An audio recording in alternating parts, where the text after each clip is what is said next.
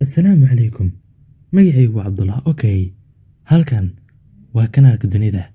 Maanta muuqaalkeenu waxa uu ku saabsan yahay marka aad luqad cusub baranayso, ka fogow inaad ku dhacdo 10 qalad. Haddii lagu yiraahdo xusuuso qaar ka mid ah qaladaadkaagii ugu horreeyay ee xilliga aad luqadda baranaysay, maxaa kugu soo dhacaya inaadan garanayn sida saxda ah ee ereyada loogu dhawaaqo? Qaladaadka in lagu dhaco way badan yihiin oo mararka luqad cusub la baranayo inta badan waxayna dadka wada garanayn in qaladaadkaas aan la aqoon inay yihiin kuwo khatar ah. Dhanka kale, marka aan eegno, waxaa jira qaladaad dhab ah oo dad badan ay galaan iyagoo aan fahansanayn, kuwaas ugu dambeyn keena in ay ku fashilmaan barashada luqad cusub. Lambarka koowaad, inaad ka baqato ku hadalka luqadda. Waxaa dhici karta in ku hadalka luqaddu uu yahay mid adag oo dhib badan. Waa sida dad badan ay aaminsan yihiin, laakiin xaaladdu sidaa way ka duwan tahay.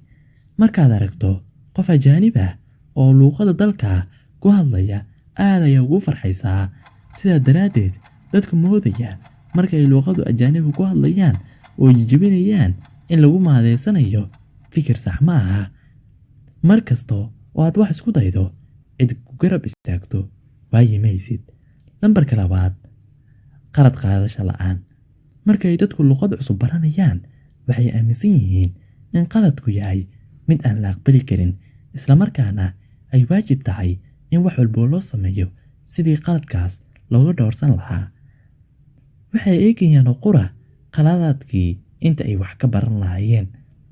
Waxaa laga maarmaan ah inaad qaladkaadii aqbasho oo aad wax ka barato. Lambarka afraad, erey cusub oo la iska barto. Marka aad erey cusub baranayso oo liis gooni ah xiriir la leeyahay, inaad xusuusato way kugu adkaanaysaa.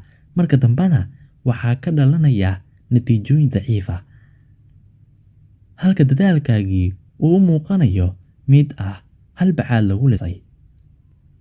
Waxaad samaysataa istaraatiijiyo cad marka aad ereyada xifdinayso. Liis gooni ah mar xifdi. Tusaale ahaan, ereyada cunno karinta ku saabsan mar wada xifdi. Kuwa airport la shaqo leh mar wada xifdi. Tiro xayawaano ah mar qura wada xifdi. Lambarka shanaad, waddo khaldan oo la raaco.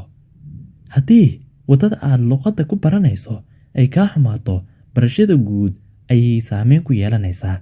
Markaa waxaad nacaysaa luqadda oo inaad barato aad ka fogaanayso. Waxaa habboon inaad degsato qorshe habboon marka aad luqad cusub baranayso. Mar walba xusuuso sababtaad u baranayso luqadda cusub. Waxaad xusuusataa inaad naftaada u samayso graded aan lacag lagu qiimeyn. Waana arrinkan kuu keenaysa inaad horumar weyn ka samayso noloshaada. Lambarka lixaad, doorasho waddo keliya oo waxbarasho leh. Dadku qaar waddo keliya ayay raacaan marka ay dadku luqad cusub baranayaan. Marka aad naftaada hal waddo oo keliya aad barato, si sahal ayaad uga caajisi kartaa. Isku day intay suuragal tahay inaad waddooyinkaada kala beddesho. Tijaabi casharo luqad ah, buugaagta naxwuhu, website-yada luqadaha, buugaagta codka, aflaamta, muusigiska, iyo riwaayadaha iyo wixii la midka ah. Lambarka toddobaad, dadaalka xoogan oo aad mar qura saarto. In aad gaarto go'aanka aad luqad cusub ku baranayso waa arrin soo jiidasho leh. Sidaa daraaddeed, bilowga hore waxaad isku daydaa inaad buugaag badan soo iibsato. Maalintii dhowr saacadood aad ugu dadaasho barashadayda. Isbuuca koowaad markuu dadaalkaadu meesha ugu sareysa gaaro, ayaad arkaysaa inaad mar qura hoos u hoobanayso oo aad ka caajisayn inaad nus saac qura aad maalintii luqadda barato. Sababtana waa xawaaraha xooga ee aad ku bilowday barashada luqad cusub. Waxaa caadi ah inaad xamaasad weyn dareento xilliga aad luqad cusub bilaabayso, laakiin ha cuntuugin inaad calaanjin karto in ka badan. Xamaasadaada iyo dadaalkaada marxalado kala duwan ka kala dhig oo si tartiib tartiib ah wax u bilow. Shay wanaagsanna qaado maadaamu ay waddadu dheer tahay. Dhegeysiga oo kugu yar. Isku day inaad luqadda ka dhegaysato in kugu filan. Arrintaa ku hadalka iyo dhawaaq erayada ayay kuu hagaajinaysaa. Lambarka 9. In mar kaliya aad isbuucii dhigato. Intaad khamiis iyo jimco kaliya dhigato isbuucii, inta ka soo hartana aad ka seexato. Sax ma aha. Waxaad u baahan tahay maalintii 10 daqiiqo qura oo aad luqadda kula falgasho. Lambarka 10. Inaad si sahal ah isku dhiibto. Inta badan marka ay qof wax u adkaadaan waxay u badan tahay inuu wax ka haro. Sidaa daraaddeed isku diyaari duruuf kasto oo ku soo wajihi karta.